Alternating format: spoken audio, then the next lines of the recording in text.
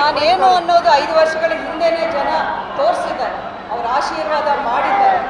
So ಹಾಗಾಗಿ ಇವತ್ತಿನ ನನ್ನ ಕಾಳಜಿ, ನನ್ನ ಒಂದು ಕನ್ಸರ್ನ್ ಏನೇ ಇದ್ರೂ ನನ್ನನ್ನು ಬೆಂಬಲಿಸಿ ನನ್ನ ಪರವಾಗಿ ನಿಂತಂಥ ಕಾರ್ಯಕರ್ತರು ಅವರ ಪರವಾಗಿ ನಾನು ನಿಂತ್ಕೊಳ್ಬೇಕು, ಅದು ನನ್ನ ಕರ್ತವ್ಯ.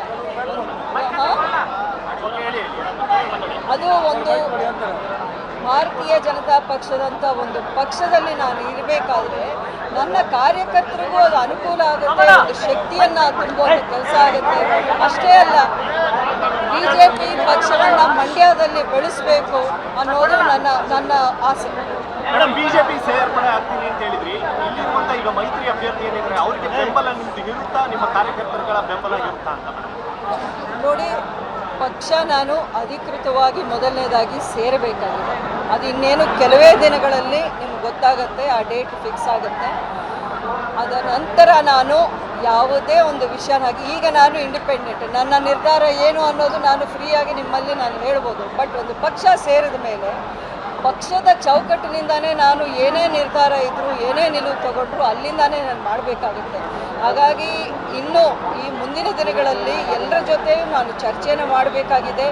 ಈ ಎಲೆಕ್ಷನ್ ವಿಷಯಕ್ಕೆ ಬಂದಾಗ ನನ್ನ ಒಂದು ಪ್ರೆಸೆನ್ಸ್ ಅಥವಾ ಅವಶ್ಯಕತೆ ಎಲ್ಲೆಲ್ಲಿ ಇರ್ಬೋದು, ಯಾವ ರೀತಿ ಇರ್ಬೋದು ಅನ್ನೋ ವಿಷಯ, ಇದೆಲ್ಲ ಡೀಟೇಲ್ಸ್ ನಾವು ಇನ್ನೂ ಚರ್ಚೆ ಮಾಡಿ.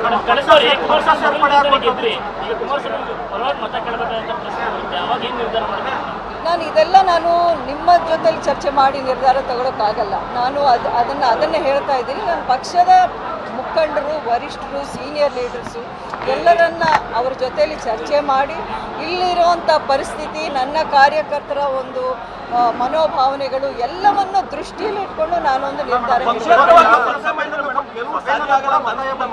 ಬಿಜೆಪಿ ಟಿಕೆಟ್ ಸಿಗಲಿಲ್ಲ, ಪಕ್ಷೇತರವಾಗಿ ಸ್ಪರ್ಧೆ ಮಾಡಿದ್ರೆ ಕಳೆದ ಬಾರಿ ಈ ಬಾರಿ ಗೆಲುವಾಗ್ತಿತ್ತು ಅಂತ ಅನಿಸ್ತಿರ್ತಿರ್ಲಿಲ್ಲ ತಮಗೆ ಅಂತ?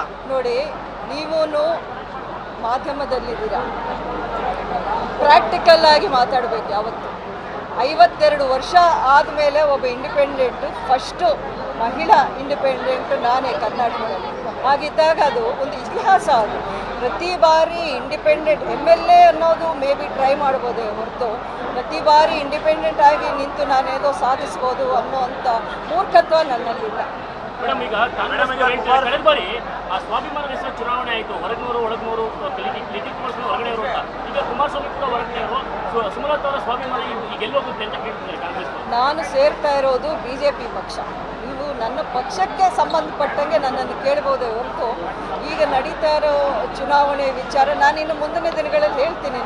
ನನ್ನ ಒಂದು ಪ್ರೆಸೆನ್ಸು ಅಥವಾ ನನ್ನ ಒಂದು ಅವಶ್ಯಕತೆ ಯಾವ ರೀತಿ ಇರುತ್ತೆ ಅನ್ನೋದು, ಅದನ್ನು ಖಂಡಿತ ನಿಮಗೆ ಆವಾಗ ಎಲ್ಲ ವಿವರವನ್ನು ಸಿಗುತ್ತೆ.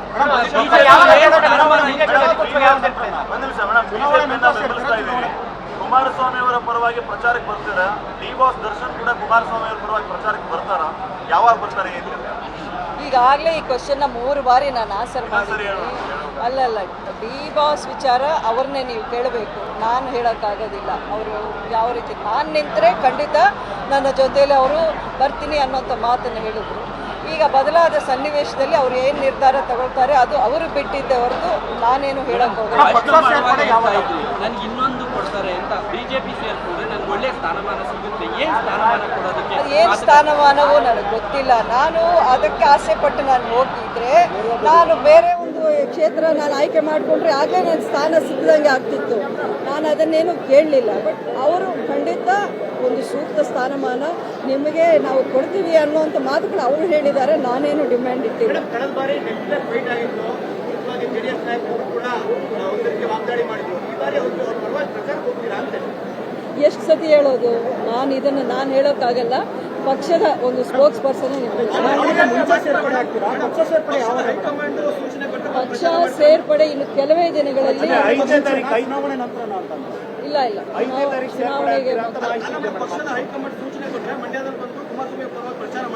ನೋಡಿ, ಪಕ್ಷದ ನಿಲುವೇ ನನ್ನ ನಿಲುವಾಗಿರುತ್ತೆ. ನಾನು ಇದಕ್ಕಿಂತ ಹೆಚ್ಚಾಗಿ ಈ ಸಂದರ್ಭದಲ್ಲಿ ನಾನು ಅದನ್ನ ಹೇಳೋಕ್ಕಾಗೋದಿಲ್ಲ. ಇಲ್ಲ, ನಾನು ಆನ್ಸರ್ ಕೊಟ್ಟಿದ್ದೀನಿ. ಅದು ಪಕ್ಷದ ಕಡೆಯಿಂದ ನಾನು ಬಿಜೆಪಿ ಹೆಸರು ಹೇಳ್ತಿದ್ದಾಗೆ ಮುಂದೆ ಕೂತಿದ್ದವರೆಲ್ಲ ಎದ್ದೋದ್ರು. ಹಸಿರು ಶಾಲೆ ಹಾಕೊಂಡಿರೋರು ಅವ್ರಿಗೆ ಇಷ್ಟ ಇಲ್ಲ ಅನ್ನೋ ಥರ ಆಯಿತು. ಎದ್ದು ಹೊರಟ್ರು, ಅವರು ಏನು ಮಾತಾಡಲಿಲ್ಲ. ಬಿಜೆಪಿ ಸೇರ್ತೀನಿ ನೋಡಿ, ಯಾವುದೇ ಒಂದು ನಿರ್ಧಾರ ಬೇರೆ ಕಡೆ ನೀವು ಒಂದು ನಿಮಿಷ ಅಲ್ಲಿ ಬಿಜೆಪಿ ಅಂತ ನಾನು ಅನೌನ್ಸ್ ಮಾಡಿದ ಕೂಡಲೇ ಎಷ್ಟು ಚಪ್ಪಾಳೆ, ಎಷ್ಟು ಜನ ಶಿಲೆ ಹೊಡೆದ್ರು ಅಂತ ನೀವು ಕೇಳಿಸ್ಕೊಂಡಿದ್ದೀರ. ಅದನ್ನ ಯಾಕೆ ನೀವು ಕೇಳಲ್ಲ? ಅದನ್ನ ಕೇಳಿಸ್ಕೊಂಡಿಲ್ವಾ ನೀವು? ನೋಡಿ, ಯಾವುದೇ ಒಂದು ನಿರ್ಧಾರದಲ್ಲಿ ಯಾವುದೇ ನಿರ್ಧಾರ ತಗೊಂಡಾಗ 100% ಎಲ್ಲರನ್ನು ನಾವು ಮೆಚ್ಚೋಕೆ ಆಗೋದಿಲ್ಲ.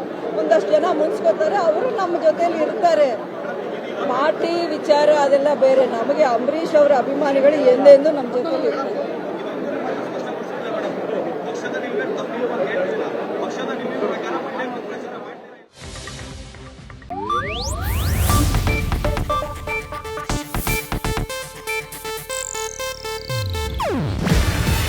ಇದು ಏಷ್ಯಾನೆಟ್ ನ್ಯೂಸ್ ನೆಟ್ವರ್ಕ್ ಪ್ರಸ್ತುತಿ. ನೀವು ನೋಡ್ತಿದ್ದೀರಾ ಏಷ್ಯಾನೆಟ್ ಸುವರ್ಣ ನ್ಯೂಸ್.